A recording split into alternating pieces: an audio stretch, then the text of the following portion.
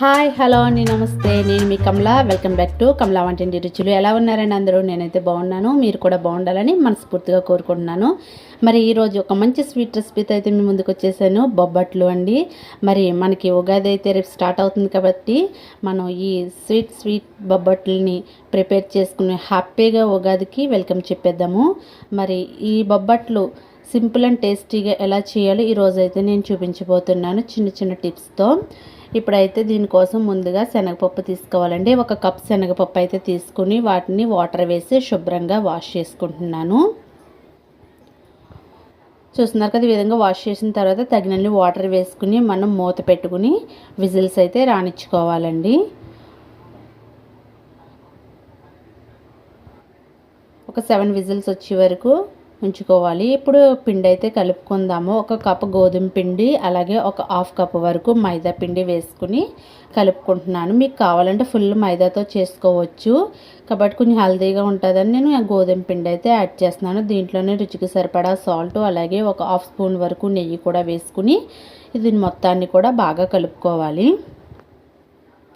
దీంట్లో కొద్దిగా వాటర్ వేసుకుంటూ కలుపుకోవాలి. నేను దీంట్లో పసుపు అయితే ఫస్ట్ వేయడం మర్చిపోయానండి, ఇప్పుడైతే వేస్తున్నాను. ఈ పసుపు వేయడం వల్ల మంచి టేస్ట్ అండ్ కలర్ కూడా మనకి బొబ్బట్లకి అయితే వస్తుంది, కాబట్టి ఇదైతే కంపల్సరీ వేసుకోండి. టేస్ట్ కూడా బాగుంటుంది అండ్ కలర్ కూడా లుక్ బాగుంటుంది. చూస్తున్నారు కదా, మన చపాతీ పిండిని సాఫ్ట్గా కలుపుకుంటాం, ఇంకా కొంచెం సాఫ్ట్గా కలుపుకోవాలండి పిండిని అయితేని. దీనిపైన ఒక హాఫ్ స్పూన్ వరకు ఆయిల్ వేసి పిండికి పట్టించేసి పక్కనైతే రెస్ట్ ఇచ్చేసుకోవాలండి.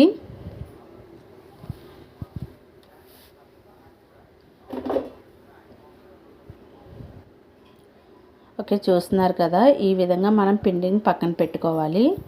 ఇప్పుడు పాకం కోసం బెల్లం అయితే కరగబెట్టుకుందాము. ఇక్కడ ఒక కప్పు శనగపప్పుకి కప్పున్నర వరకు బెల్లం అయితే తీసుకుంటున్నానండి. కప్పు పావు బెల్లం తీసుకుంటే కరెక్ట్గా స్వీట్ అనేది సరిపోద్దండి. లేదు కొంచెం తక్కువ తినాలనుకుంటే కప్పు ఫుల్గా తీసుకోండి, మైల్డ్ స్వీట్ ఉంటుంది. అంతే, ఒకవేళ కప్పు పావు తీసుకుంటే మనకి స్వీట్ కరెక్ట్గా ఎక్కువ తినే వాళ్ళకి సరిపోతుంది. నేనైతే కప్పు పావు తీసుకున్నాను. దీన్ని అయితే గ్యాస్ మీద పెట్టి బాయిల్ అవనిద్దాం. ఇప్పుడు పప్పు అయితే చూసుకుందాం అండి. ఆవిరి మొత్తం పోయింది కదా.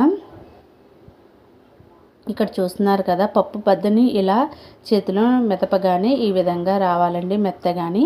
అప్పుడు ఒక జాలి గిన్నెలోకి ఈ పప్పుని అయితే వడపోసుకుంటే దాంట్లో వాటర్ మొత్తం పీల్చేసుకుంటుంది. ఇప్పుడు పక్కన బెల్లం వాటర్ మరుగుతుంది కదా, బాగా మరిగిందండి. మనకి బెల్లం మొత్తం కరిగిపోయింది కూడా పక్కన పెట్టుకుందాం. ఇప్పుడు స్ట్రైనర్లో వేసిన పప్పు అంతా కూడా వాటర్ ఇంకిపోయిన తర్వాత ఒక జార్లో వేసుకుని మిక్సీ పట్టుకోవాలి. కొద్దిగా పట్టుకోవచ్చు, లేదంటే మీకు జార్ పట్టేస్తుంది అనుకుంటే మొత్తం పట్టేసుకోవచ్చు. నేనైతే మొత్తం ఒకేసారి పట్టేసాను. చూస్తున్నారు కదా, ఈ విధంగా పట్టుకోవాలి.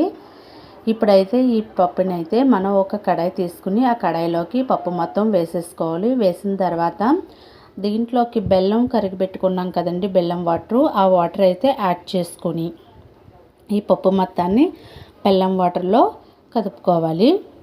చూస్తున్నారు కదా, పప్పు మొత్తం వాటర్ మొత్తం పీల్చేసింది. ఈ విధంగా ఒక 5 మినిట్స్ ఉంచుకుంటే మనకి లో ఫ్లేమ్లో పాకం వచ్చి పప్పు అయితే దగ్గరికి వచ్చేస్తుందండి. ఈ విధంగా దగ్గరికి వస్తే మనకి సరిపోతుందండి. ఇప్పుడు దీన్ని అయితే చల్లార పెట్టుకుని మనకి ఏ సైజు అయితే కావాలో బొబ్బట్లు ఆ సైజులో ఉండలు చేసుకోవాలండి. మనం చేసుకునే దాన్ని బట్టి మనకు బొబ్బట్ సైజు అనేది ఇక్కడ వస్తుంది. కాబట్టి నేనైతే చూపిస్తున్న విధంగా చేసుకున్నానండి. అదే విధంగా మనం అన్ని వాటిల్లో కూడా చేసి పక్కన పెట్టుకోవాలి. ముందుగా పిండి కలిపి పక్కన పెట్టుకున్నాం కదా, అదైతే బాగా నానింది. చూస్తున్నారు కదా, చాలా సాఫ్ట్గా వచ్చింది. దీన్ని మరలా ఒకసారి బాగా కలుపుకొని ఉండల కింద మనం చేసుకోవాలి. ఇక్కడ పూర్ణం ఉండ ఏ సైజు అయితే చేసుకున్నామో పిండి ఉండ కూడా అదే సైజ్ చేసుకోవాలండి. ఈ విధంగా చేసుకుని పక్కన పెట్టుకోవాలి. ఇప్పుడు నెయ్యి తీసుకుంటున్నానండి. ఇక్కడ నేను చిన్న టిప్ చెప్తానండి మీకు. ఇక్కడ నేనైతే స్వీట్ షాప్లో బొబ్బట్లు చేసే షాప్లో అయితే తెలుసుకున్నాను ఈ టిప్పు. వాళ్ళు సగం నెయ్యి ఎంత ఉందో దాంట్లో సగం ఆయిల్ వేస్తారండి. ఫర్ ఎగ్జాంపుల్ ఒక కప్పు నెయ్యి తీసుకుంటే హాఫ్ కప్ వరకు ఆయిల్ వేస్తారంటండి.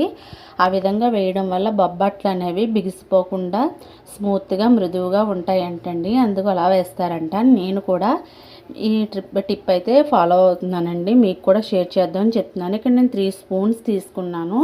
3 స్పూన్స్కి అయితే నేను 1 స్పూనే వేస్తున్నానండి. మనకి ఇంట్లో అప్పటికప్పుడు తినేసేలాగా హెల్తీగా ఇంకా కావాలంటే ఆయిల్ స్కిప్ చేసుకుని నేతితో చేసుకోవచ్చు. బట్ ఈ విధంగా చేసుకుంటే నిల్వ ఉన్నప్పుడు మనకి బొబ్బట్లోనే స్మూత్నెస్ అదే విధంగా ఉంటుంది. ఇప్పుడు ప్యాన్ అయితే పెట్టుకుని వేడి చేసుకుంటున్నాం కదా. ఇప్పుడు బొబ్బట్లు ఒత్తుకోవడానికి ఈ విధంగా కవర్ తీసుకోవాలండి. మన సారీ కవర్స్ ఉంటాయి కదా ఇంట్లోని, ఆ విధంగా ఒక కవర్ అయితే తీసుకుని పిండి ఉండని తీసుకుని ఈ విధంగా చేసుకోవాలండి. ఈ విధంగా చేసుకున్న తర్వాత మనం ముందుగా ప్రిపేర్ చేసి పెట్టుకున్నాం కదా పూర్ణం ఉండ, అదైతే మధ్యలో పెట్టుకుని మొత్తం క్లోజ్ చేయాలి. మనం దీంట్లో మైదా కూడా యాడ్ చేసాం కాబట్టి క్లోజ్ చేయడం అనేది ఈజీగానే ఉంటుందండి, పిండి సాగుతుంది కాబట్టి. ఈ విధంగా క్లోజ్ చేసిన తర్వాత ఎక్స్ట్రా పిండి ఏదైనా ఉంటే పైన దాన్ని అయితే మనం తీసేసుకోవాలి. ఈ విధంగా తీసుకుని ఇప్పుడు కొంచెం గీ అయితే దీని మీద వేసుకోవాలి. నెయ్యి వేసుకొని ఈ ఉండనైతే కవర్ మీద పెట్టి కొంచెం ప్రెస్ చేసి మళ్ళీ కొంచెం నెయ్యి అయితే వేసుకుని మన ఎక్స్ట్రా పైన కవర్ ఉంది కదా అదైతే ఫోల్డ్ చేసుకొని ఈ విధంగా మనం ఒత్తుకోవాలండి చేతితో. ఫస్ట్ టైం చేసే వాళ్ళకి కూడా పర్ఫెక్ట్గా వచ్చే విధంగా అయితే నేను ఈరోజు చూపిస్తున్నాను. మనం ఎప్పుడో ఆ అరిటాకు మీద ఒత్తడం లేదా చపాతీ కర్రతో చేసి దానికన్నా ఈ విధంగా కవర్తో చేసుకుంటే మనకి బొబ్బట్టు అనేది చాలా పల్చగా అండ్ స్పీడ్గా కూడా వస్తుందండి. ట్రై చేయండి, డెఫినెట్లీ బాగా వస్తుంది. అండ్ ఫస్ట్ టైం చేసినా కూడా చాలా పర్ఫెక్ట్గా వస్తుందండి. చూస్తున్నారు కదా చాలా పల్చగా అయితే వచ్చిందండి బొబ్బట్టు అయితేని. అంతే అండి, ఈ విధంగా సింపుల్గా ప్రెస్ చేసుకుంటూ మనం చేసేసుకోవడమేనండి.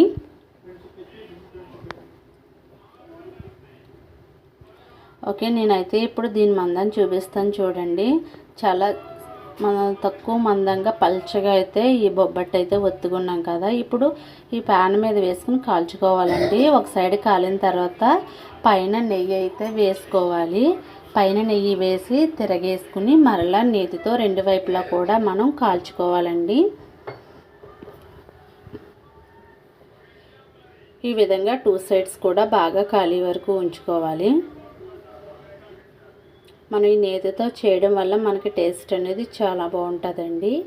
చూస్తున్నారు కదా, మనం తీసుకున్న నెయ్యి కూడా క్వాలిటీ నెయ్యి తీసుకుంటే బొబ్బట్లు అనేవి ఇంకా క్వాలిటీగా ఉంటాయి. అంతే అండి, మిగిలిన బొబ్బట్లన్నీ కూడా ఇదే విధంగా ప్రిపేర్ చేసుకోవాలి. చూస్తున్నారు కదా మంచి కలర్ఫుల్గా కూడా వచ్చినాయి బొబ్బట్లు. మరి ఎంతో టేస్ట్ అయిన బొబ్బట్లు అయితే రెడీ అయిపోయినాయండి. చూడండి చాలా స్మూత్గా వచ్చినాయి. మరి ఈ బొబ్బట్లని ఈ ఉగాదికి ప్రిపేర్ చేసుకుని ఎంటర్ మీ ఫ్యామిలీ మొత్తం హ్యాపీగా ఎంజాయ్ చేస్తూ ఉగాదిని అయితే సెలబ్రేట్ చేసుకోండి. మరి అందరికీ కూడా అడ్వాన్స్ హ్యాపీ ఉగాది అండి.